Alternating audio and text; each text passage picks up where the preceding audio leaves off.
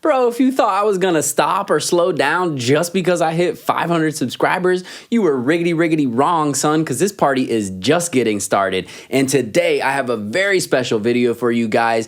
Oye, Doral, este es para ti. I have a market update video for all my people out in Doral or anyone looking to move to Doral. And this is all compliments of my viewer, Murilo Mello. So shout out to you, Murilo Mello. And if you guys appreciate the fact that I'm bringing you custom, curated, bespoke, concierge market updates, do me a quick little solid favor. Costs you $0.00. Smash the like button, obliterate the subscribe button, and while you're at it, go ahead and give a little ring-a-ling-ling on the notification bell just so you don't miss videos like this in the future. Jake Fletcher here with the Fletcher Group at eXp Realty, your Miami real estate agent. And today, guys, we're going over everything that you need to know in order to make the most informed real estate decision in Doral today. So we've got active number of listings, new inventory, closed price to original price ratio, median sale price. I mean, literally everything. It's going to be gold. So make sure you pay attention. And let's go ahead and get on over into the data.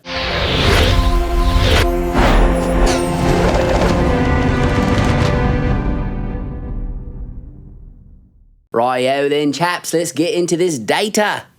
So what we have first here is a slight bit of active number of listings versus the number of new listings.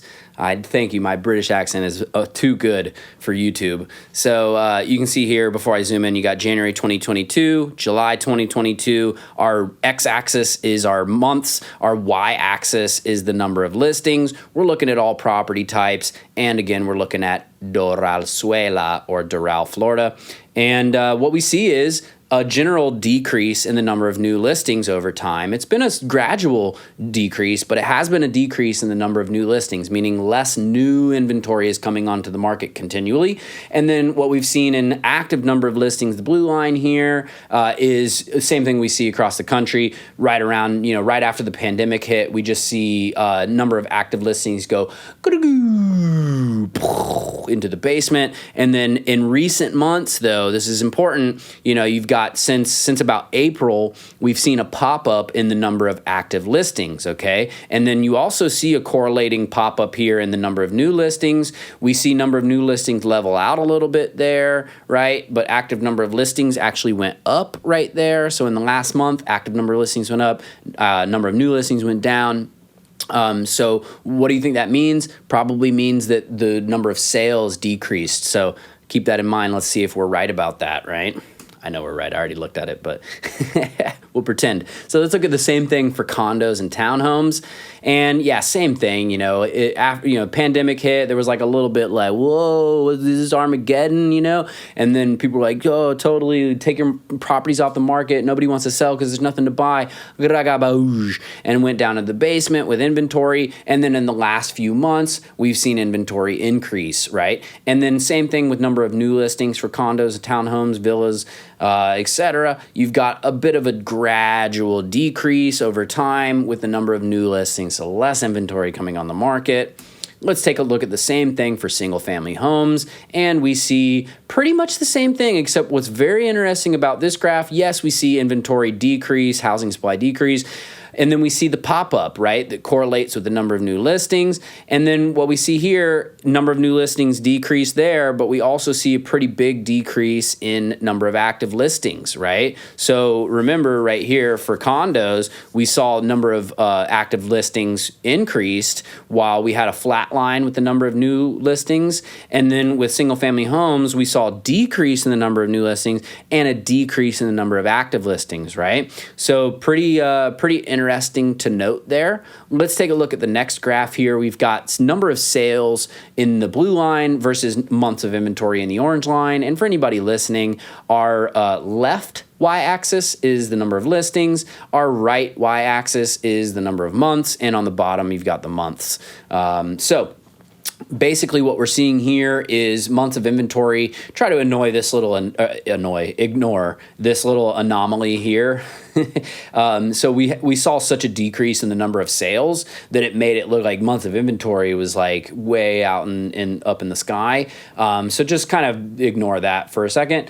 But basically what we see is over time, number of sales has gone up until about June of 2021. We saw that sales have kind of decreased pretty drastically for about 7 months there, and then they popped up after the new year in 2022.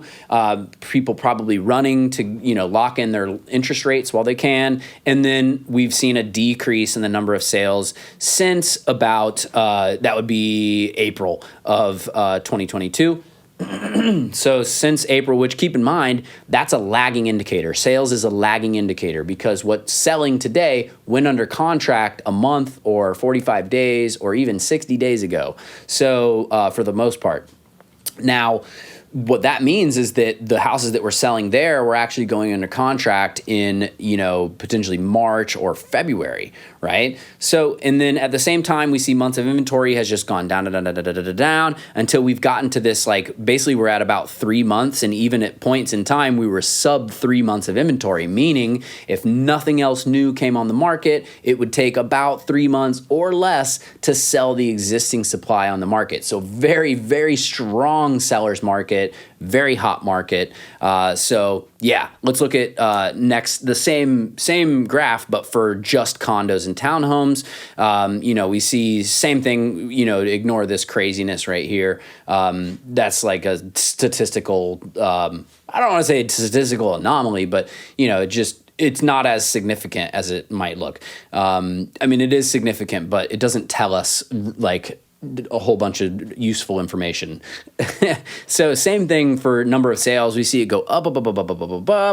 And again, a little bit after June of 2021, it was about August of 2021, we started to see a decent little drop, and then boom, popping back up right around March of 2022 as far as number of sales.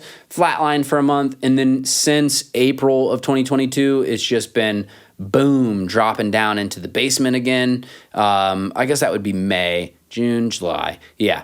So since May of 2022, number of sales has decreased very significantly back to the levels of where we were at back in January 2021. Now, this is most likely due to the inventory because, look, sales for the most part, they're bouncing around back and forth between, anywhere from 60 to 110, 125, 30 even sales over the last year per month, while at the same time, months of inventory has not even flatlined. It still somehow has been going down until, we were at over here was 2 months of inventory. And in the last couple months, we've seen months of inventory go up. Why? Again, the sales have slowed down. So, a takeaway from that is that buyers aren't just going to buy for the sake of buying if they can't find what they're looking for. A lot of times, and this is my anecdotal experience as well, people will wait in order to find what they're looking for. So, which makes sense. Now let's look at the same thing, but for single family homes. So same graph, blue line, sales, number of sales, orange line, months of inventory. And what we see again, number of sales has basically gone up until right again around that June of 2021. And then we saw a pretty precipitous drop, and it's just been more or less dropping. There's been a little bit of flux back and forth, but it's been more or less dropping since June of 2021. So number of sales for single family homes, there has been less sales in the single family home sector in Doral since June of 2021. And then same thing with our months of inventory. It's been just down, diggity down until very recently we start to see almost depressingly gradual slope upwards for months of inventory there. And we're almost back to 5 months of inventory. So a general rule of thumb in real estate is anything less than 6 months of inventory is a seller's market. 6 to 12 months of inventory is a normal market. Anything more than 12 months of inventory, you're back into a buyer's market. So we're legitimately almost back into a somewhat normal market for single family homes in Doral. So that's interesting. We'll definitely keep our eye on that. As if sales continue to be low and inventory, we keep getting like kind of gradual increase in inventory, then we could start to see that months of inventory increase more drastically, which could lead to more favorable conditions for buyers. So, or just normal conditions for buyers, let's be honest. Now, next graph we want to look at here, we have sale price, median sale price, because remember, we don't look at average sale price, because if there's something that sells for like $30 million and then the next lowest sale is like, a couple $1,000,000, just for an example, that $30 million one will skew the averages, whereas medians will put, whichever the middle, the property that was in the middle of all the prices, that's the median, right? So out of 100 properties, number 50, that's the median, whatever it sold for. So it's a little bit better of a gauge, less skewed. So for median sale price in the blue line, what have we seen? Let me zoom it in so you can check it out. And also, too, by the way, our right y-axis is percentages in terms of our closed price to original price ratio. And then on the left side, you have our median sale prices, where they're at. So back in January 2019, we were at about 275. This is for condos and townhomes. And then now we're at right about 425 as far as our median sale price. And what's interesting about this graph is our closed price to original price ratio. We started out around like almost 95, about 94.6% back in January of 2019, and it's gone up now to 100% or even over 100%. This graph doesn't go over 100%, so but what's interesting about that is that we have seen that 100% ratio, closed price to original price ratio, show up in other markets at much earlier points in time, like back in like July 2021 and so on and so forth. So the fact that it took until, March of 2022 for the Doral condo market to hit that 100% closed price to original price ratio is interesting, because what that tells us is that the market there's still a ton of demand. And even though there's less supply, what supply there is, people are willing to, go to battle over these properties, So there's a strong element of demand in Doral for condos, townhomes, but there's very little supply, and therefore that's bringing the prices up. And you're not really getting that great of a deal there in terms of like trying to get properties under list price, which is a whole topic in and of itself. Just because you're getting it for list price doesn't mean it's not a good deal. Depends what your specific case is. If you're planning on living there for a long time, then it probably doesn't matter if you buy it at list price. If you're trying to flip it, then you better not be paying list price, So that's just a quick little 2 cents on that. Let's see what the same graph tells us for single family homes. So basically, we see our median sale price for single-family homes in Doral went from about $500,000 to over $800,000. So you're at like that looks like about $825 to me. So $825,000 is your median sale price for single-family homes in Doral. Which is a big difference from $500,000. That's a huge difference. Now, as far as the original price to close price ratio, it started out right around that 94%, and it's now ending at about 99 and change percent. We've touched the 100% a couple times. It happened a little bit sooner in the year not sooner in this year, but it happened sooner than it did for condos and townhomes as far as hitting that 100% mark. It actually ended up happening in August of 2021. So kind of hearkening back to what I was saying, like we've seen this in other markets sooner. So we did see it in single-family homes a little bit sooner, but then we saw it drop down, right? Which is kind of interesting because even though there was less supply and less sales, you saw that there was just not as much demand pressure, and therefore you had a decrease in the closed price to original price ratio, which is kind of interesting. And then back, and also too, a lot of that demand pressure, the reduction in the demand pressure could be because this was right around like holidays. Usually you see less demand in the holidays. So that's something to kind of keep in mind there. Doesn't seem, outrageous to me. But what happened right after the holidays? Boom, it popped off again, touched that 100%. Now it's back down into like 99-ish, something like that. So what does this mean if you're a buyer? What does it mean if you're a seller, if you're an investor? If you're a buyer, what this means for you, if you're looking in Doral, it's a great time to jump back into the market, especially if you've been on the sidelines. Interest rates have come down a bit. So, date the rate, marry the house. If you find the right property and you are thinking about living there for, like 7 or more years, then probably you're going to be just fine paying market price or list price if list price is market price. But don't expect to be getting more than a couple percentages off of the list price, right? So if it's a $800,000 home, don't expect to be able to get it for less than, like $16,000 off, right? So like, $784,000, that would be kind of how I would look at it. I'd say, hey, look, the average here looks like about 98% sale price to close price to original price ratio. So, let's come in with an offer at like, it's up to you. I would probably go a little less than that 2% just to start off strong and aggressive, but realize that you're probably not going to get much more than 2% off of the list price. Go for it though. I mean, try to get as much off as you can. I'm just giving you the facts, So what does this mean if you're a seller? If you're a seller, then you need to be prepared to have your property be, not necessarily sitting on the market for longer, but yeah, kind of in a way. It might take a little bit longer to sell because we've seen sales go down. We've seen that demand is, although it's still strong, it's not like July 2021 strong or, March 2021 strong. It's still strong, but you're at the same time that you have less competition because there's less new listings. Overall, there's less listings, even though in the last few months we've seen more active listings.